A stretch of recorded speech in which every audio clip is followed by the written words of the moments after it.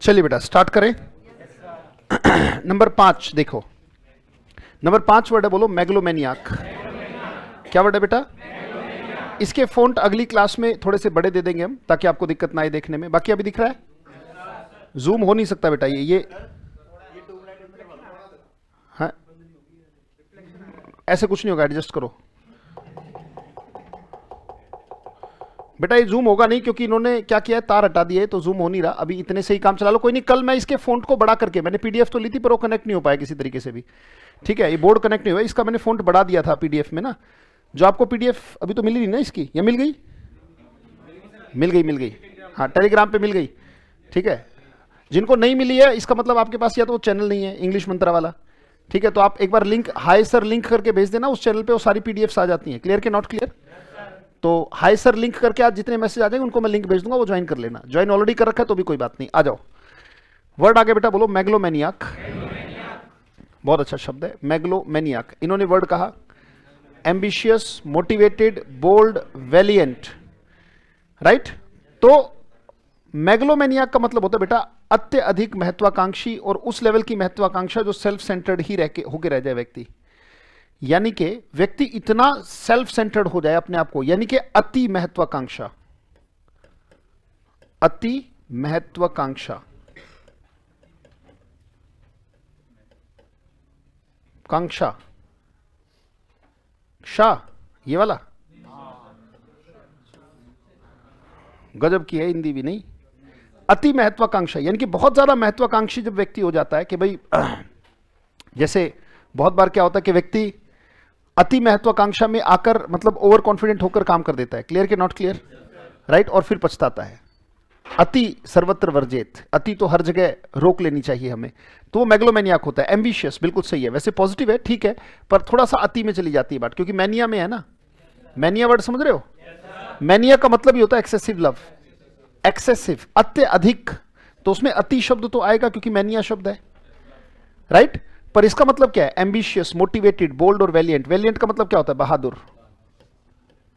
Bold का मतलब क्या है बेटा? बहादुर, राइट, हिम्मत वाला, बहादुर, दैट इज कॉल्ड वेलिएंट। अनमोटिवेटेड, ये वर्ड बड़ा गजब का है, अपैथेटिक। अपैथेटिक का मतलब होता है डेड पेन, बोलो, उदासीन, जिसे कोई फर्क नहीं पड़ता। अपैथेटिक मतलब डेड पेन। इनडिफरेंट वर्ड होता है ना, इनडिफरेंट, अंदर से थोड़ा सा अलग।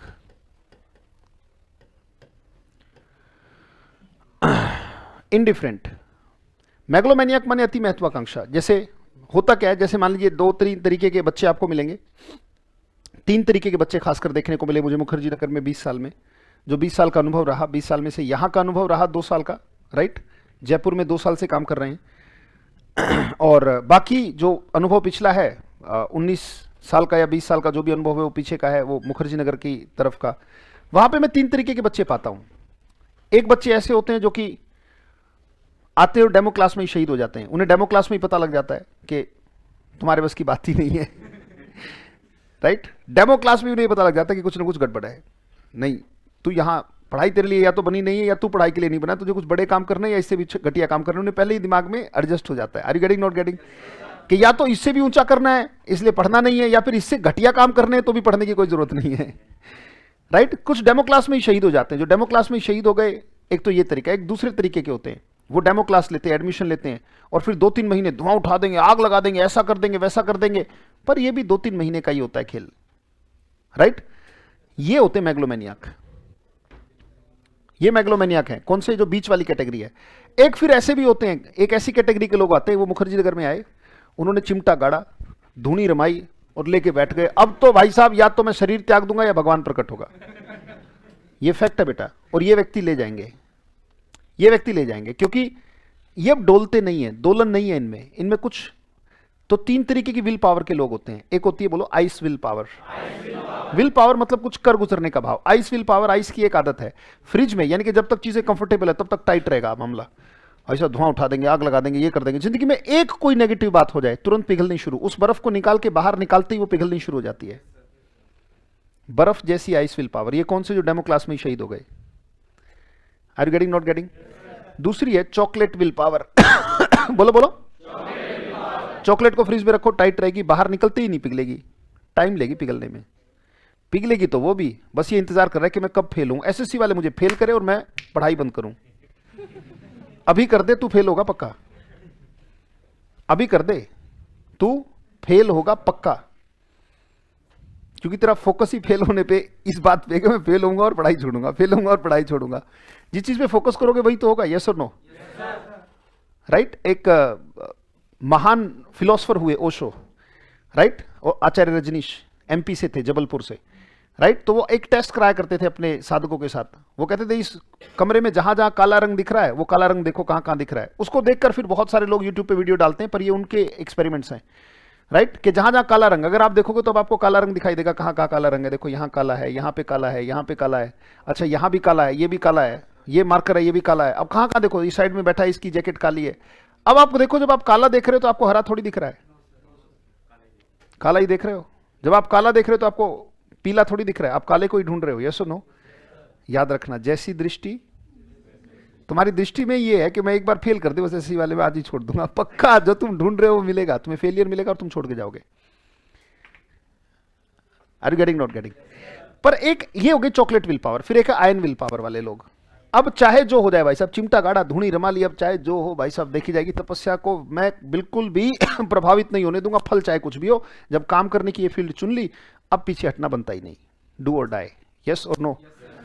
अब चाहे मैं फेल हूं, पास हूं, कुछ भी हो, परिस्थितियां कुछ भी हो, कंडीशन कुछ भी हो, भौं भौं करने से कुछ होगा नहीं। Are you getting, not getting, right? कुछ सोचने से ज्यादा कुछ होगा नहीं। अब तो काम करना है तो करना है, हर एक चीज का एक ही इलाज है। काम में इतना अपने आप को गुम कर दो कि काम ही सारी चीजें लगने लगे, तो फिर क्यों नहीं होगा, होगा। फल की चिंता करते हो तो काम की कैपेसिटी घट जाती है। हाँ, मोटिवेटेड रहो। Are you getting, not getting? तो ये जो बीच वाली कैटेगरी, ये लास्ट वाली कैटेगरी सबसे अच्छी कैटेगरी होती है। पेशेंस आती है, फिर परसिवरेंस, धैर्य और परिश्रम दोनों एक साथ होने चाहिए। ऐसी प्रतीक्षा जिसमें बेचैनी ना हो, वही तो भक्ति है, वही कर्म है। क्लियर के नॉट क्लियर?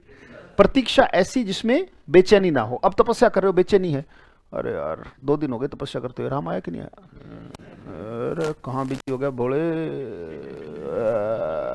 आया नहीं, अरे 3 दिन, अरे अब तो क्या करूं, परेशानी बहुत हो रही है, पर चलो जय भोले जय भोले जय भोले भोले। यार कितनी बेचैनी के साथ तुम तपस्या काहे की, धैर्य ही नहीं है धैर्य ही नहीं है। क्लियर के नॉट क्लियर?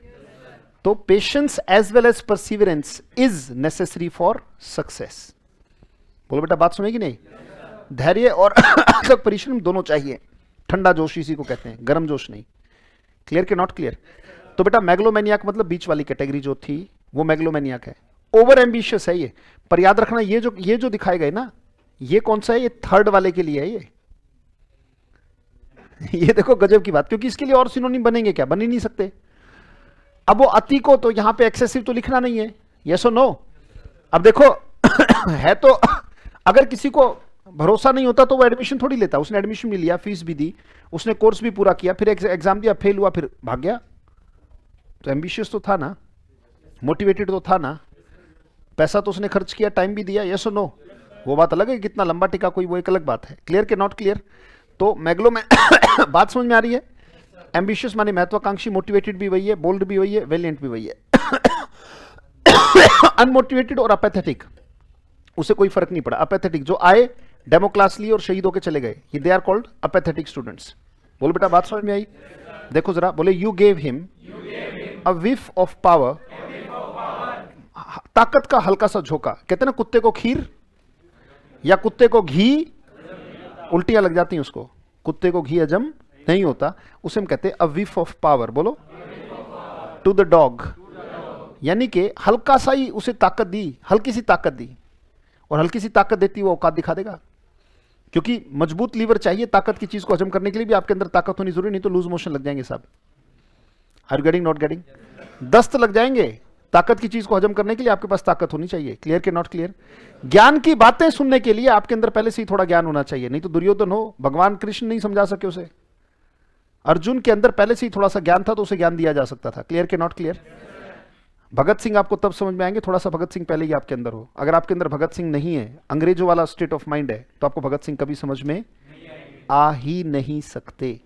तुम्हें भगत सिंह मूर्ख लगेंगे, यदि पागल था, एक बार इंग्लैंड जिंदाबादी तो कहना था, मैं होता तो कर देता 1 सेकंड से पहले, जिंदगी बच जाती। भगत सिंह तभी समझ में आएंगे जब थोड़ा सा भगत सिंह आपके अंदर पहले से हो। क्लियर के नॉट क्लियर? राइट? बहुत सिंपल सी बात। बोले you gave him a whiff of power and it turned him into a corrupt। भाई साहब पूरा भ्रष्ट हो गया। Power corrupts and corrupts definitely Chanakya की स्टेटमेंट के ऊपर यह वाक्य बना है। ताकत भ्रष्ट करती है और पक्के तौर पर करती है। ताकत जब सर चढ़ के बोलती है तो बड़ा खतरनाक काम है। That is called a whiff of power. बोलो, आपने उसे थोड़ी सी हवा दी और वो देखो बिल्कुल करप्ट मोटिवेटेड व्यक्ति की तरह काम करने लगा। करप्ट मैग्लोमैनियाक, समझ रहे हो? अति महत्वाकांक्षा में वो उल्टे सीधे काम करने लगा। क्लियर के नॉट क्लियर? बोलो, बात समझ में आई? वाक्य का ट्रांसलेशन नहीं बोल रहा मैं, क्या वाक्य की सेंस समझ में आ रही है? एक बार बोलो मेरे साथ, बोलो you gave him a whiff of power and it turned him into a corrupt megalomaniac. Right? जैसे यहां पे एक कार्ड बांटने वाला लड़का है, कबीर सर ने इतना खतरनाक डांट लगाई उसको। अब वो क्या है भाई, कार्ड बांटने का उनका काम है। अब उसको इन्होंने ज्यादा सर पे चढ़ा लिया, मैनेजमेंट ने ज्यादा सर पे चढ़ा लिया तो क्या हुआ, वो जो ये जो गुड़िया बैठती है इसी के साइड में कुर्सी लगा के ऐसे हाथ पे हाथ ऐसे रख के और ऐसे बैठ के बात कर रहा है।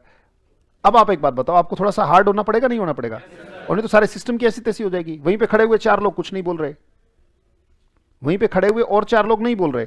कबीर सर ने देखा, तुरंत उसको टाइट किया, कहते क्या तरीका, खड़ा हो जहां से, तुझे बैठना तो इस कुर्सी पे बैठ, उधर कैसे बैठा? तो पहले तो ये हो क्या रहा है कि कहीं ऐसा ना हो कि इनकी महत्वाकांक्षा इतनी बढ़ जाए कि यहां पे चीजें चरित्र के लेवल पर गड़बड़ होने लगे। Are you getting, not getting? तो वो समझ में आया करप्ट मैग्लोमैनिया का मतलब क्या है। अगर एक वाक्य भी समझा पाया ना तो समझना बात कंप्लीट हो गई मेरी, क्योंकि कोई वाक्य ही पूछा जाएगा बेटा, अटकेगा तो कोई वाक्य या शब्द ही अटकेगा। क्लियर के नॉट क्लियर? एक बार फिर पढ़ के देखो, बड़ा अच्छा लगेगा। You gave him a whiff of power and, आपने उसे थोड़ी सी ताकत दी और उसे देखो करप्ट मैग्लोमैनियाक बना दिया। क्लियर के नॉट क्लियर? आगे बढ़ो, बोले कॉन्टर टेम्प। फिर बोलो, क्या उच्चारण है? Contretemps. ये उच्चारण है जी, contretemps. An awkward clash, quarrel, argument, disagreement. Right? An awkward clash, contretemps का मतलब ऐसा विवाद जो बड़ा अजीब लगे, बड़ा घटिया सा लगे। That's called contretemps. अच्छा, एक होंडा की गाड़ी आती है, देखो उसको उल्टे देखो, अकॉर्ड वर्ड आ रहा है। अकॉर्ड का मतलब सहमति। अच्छा एक बात बताऊं, ये किसी काम का नहीं है, ये किसी काम का नहीं है, ये किसी काम का नहीं, ये किसी काम का नहीं, एक ही वर्ड काम का है इसमें।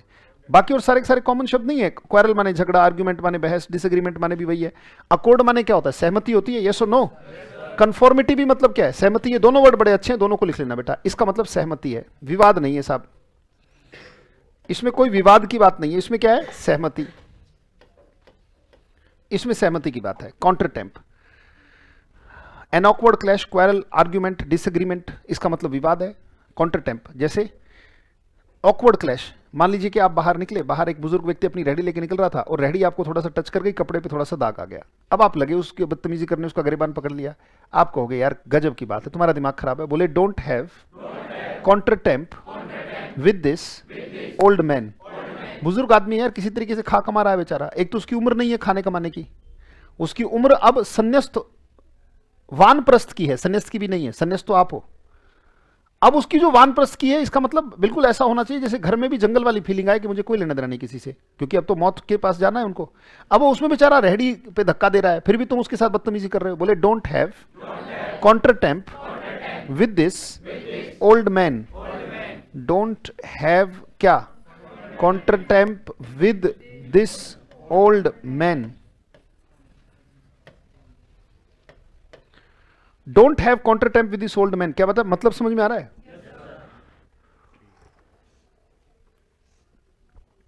Thanks for the drink break. Well, accord और कंफॉर्मिटी। अकॉर्ड का मतलब सहमति है बेटा, कंफॉर्मिटी का भी मतलब सहमति है, यस और नो? अच्छा, अकॉर्ड का उल्टा क्या होता है? डिस्कॉर्ड वर्ड सुना है आपने? कॉर्ड का मतलब धागा होता है। कॉर्ड का मतलब क्या होता है? धागा। अगर धागा उलझा हुआ है तो उसे हम कहते हैं क्या? डिस्कॉर्ड। और अगर धागा सुलझा हुआ है तो उसे क्या कहते हैं? अकॉर्ड। सीधा धागा। सीधा धागा, मैंने जो बोला आपने कोई मतलब नहीं निकाला, आपने चुपचाप सुना। अकॉर्ड है। अकॉर्ड माने सहमति, कोई झगड़ा नहीं, धागे उलझे नहीं, धागे सुलझे हुए हैं, रिश्तों के धागे सुलझे हैं तो क्या? अकॉर्ड। आपस में उलझ गए तो क्या? डिस्कॉर्ड। ये एग्जाम में बहुत बार आएगा। डिस्कॉर्ड का मतलब क्या? Quarrel, argument, disagreement, counter temp. बोलो बेटा बात समझ में आई? बोले अकॉर्ड, कंफॉर्मिटी, ये इसका मतलब सहमति है। जरा स्टेटमेंट देखते हैं। बोले ही कॉज्ड, कॉज्ड का मतलब प्रोड्यूस्ड है ना, कॉज का मतलब क्या है? प्रोड्यूस्ड। बोले ही कॉज्ड, राइट। अगर आप ग्रुप में नहीं हो तो ग्रुप में लिंक आज जरूर भेज देना, आज मैं चेक कर लूंगा। अगर आज तक हो सकता है रोज के बाद आए और आपके पास ना आया हो लिंक, आज आप लिख देना hi sir Telegram group, hi sir Telegram group, ऐसे लिख करके लिंक भेज देना ताकि आपके पास पीडीएफ आ जाए। क्लियर के नॉट क्लियर? और अगर आप यहां पे नोट नहीं कर पा रहे हो तो घर पे आराम से, और अगर नोट नहीं कर पाए हो तो रोक लिया करो। ये कोई ब्रह्मास्त्र नहीं है कि मैंने उठा लिया तो ये चलेगा ही चलेगा। तुम नहीं बोलोगे तो मैं अंतर्यामी हूं नहीं। Are you getting, not getting? हाँ, कुछ बच्चे होता क्या है, जैसे मान लो मैं मिटाने की तरफ गया, अब ये उतारने से रह गए। साथ साथ जैसे मैंने लिखा ना आए, तो आए लिखा करो साथ साथ, सबसे बढ़िया। उसमें भी तो एक धागा जुड़ रहा है। आए बोला, आए सुना, आए पढ़ा, आए लिख लिया। यस और नो?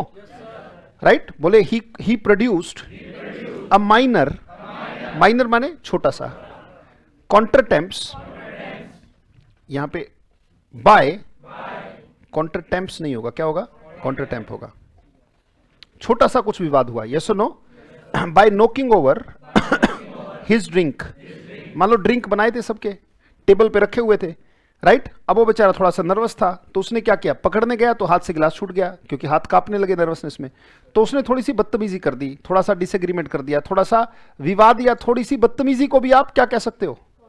काउंटर टेम्प कह सकते हो। उसने थोड़ी सी बदतमीजी की कि उसने अपना ड्रिंक क्या किया, गिरा दिया। क्लियर के नॉट क्लियर बेटा?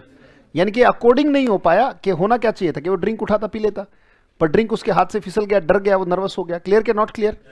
चलो अगले वर्ड पर चले। अगला वर्ड है बेटा, बोलो कूदे ग्रास।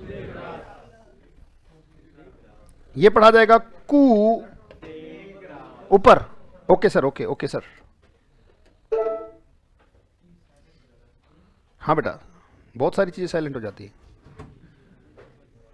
और जहां साइलेंट होता है वहीं दिमाग वायलेंट भी हो जाता है।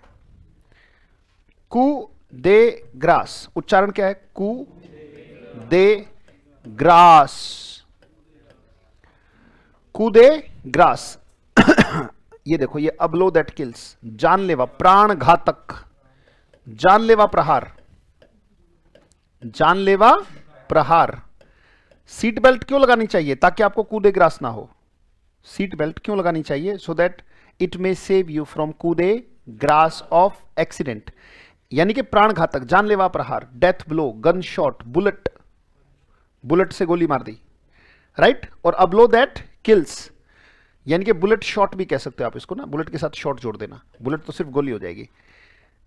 अब जरा ध्यान से देखो। अच्छा, पहले मैं इसको अपने शब्दों में समझा दूं। कूदे ग्रास का मतलब जानलेवा प्रहार है। जैसे फॉर एग्जांपल मान लीजिए कि सीट बेल्ट की हम बात कर रहे थे। हेलमेट क्यों पहनना चाहिए बाइक के ऊपर? सिर के बल अगर गिर भी जाओ तो आपको कूदे ग्रास ना लगे, चोट भी वो जो जानलेवा हो। क्लियर के नॉट क्लियर? प्राण घातक प्रहार, यानी कि अब युद्ध में अगर युद्ध हो रहा है तो एक योद्धा दूसरे योद्धा पर क्या करता है? रैप्ट ऐसा मारूंगा, जानलेवा प्रहार। बोलो कूदे ग्रास। हाँ, कूदे ग्रास, बिल्कुल सही बात है। कोविड जो है वो इम्यून सिस्टम पर क्या करता है? कूदे ग्रास, कूदे ग्रास। बिपिन रावत जी जब हेलीकॉप्टर से क्रैश में गए तो वो हेलीकॉप्टर क्रैश उनके लिए क्या बन गया? कल जो प्लेन जो है जाके खाई में गिरा नेपाल में, तो उन जो लोग मरे 70 लोग, 70-80 लोग जो भी मरे, वो उनके लिए, हाँ 68 लोग जो भी मरे, उन लोगों के लिए वो यात्रा क्या बन गई? Are you getting, not getting? वो एक ऐसा ब्लो बन गया जो जिसने उन्हें मार डाला। जरा देखो, he told her about the 2 knife wounds, उसने उसको बताया, ही ने शी को बताया कि 2 चाकू के घाव थे, 2 चाकू के घाव थे। बहुत ध्यान से देखना, 2 चाकू के। ये ही कौन है? ये इंस्पेक्टर है। ये शी कौन है? ये कांस्टेबल है। ये इंस्पेक्टर कांस्टेबल को बता रहा है कि भैया मैंने डेड बॉडी को अच्छे से देख लिया और डेड बॉडी पे क्या है? 2 चाकू के है। The one in the stomach and, जो पेट में चाकू लगा ना उससे जान नहीं गई उसकी साहब। पेट में चाकू लगा उससे जान नहीं गई। ये जो एंड द कूडे ग्रास, ये सेकंड कट है ना उसका, अक्रॉस द जुगुलर। अब जुगुलर का मतलब होता है बेटा, ये जो 3 नसें हैं ना, जो 3 मेन नसें हैं जो ब्रेन से हार्ट की तरफ जाती हैं और ब्लड ब्रेन तक पहुंचाती हैं, 3 नसें होती हैं। राइट? उसमें से जो मुख्य नस है उसको हम क्या कहते हैं? जुगुलर। जो ब्लड को, जुगुलर वो नसें हैं जो कि हार्ट से ब्रेन तक ब्लड तो जाएगा ना, जो 3 मोटी नसें हैं, तो वो जो नस जो कि हार्ट से ब्लड को कहां पहुंचा रही है?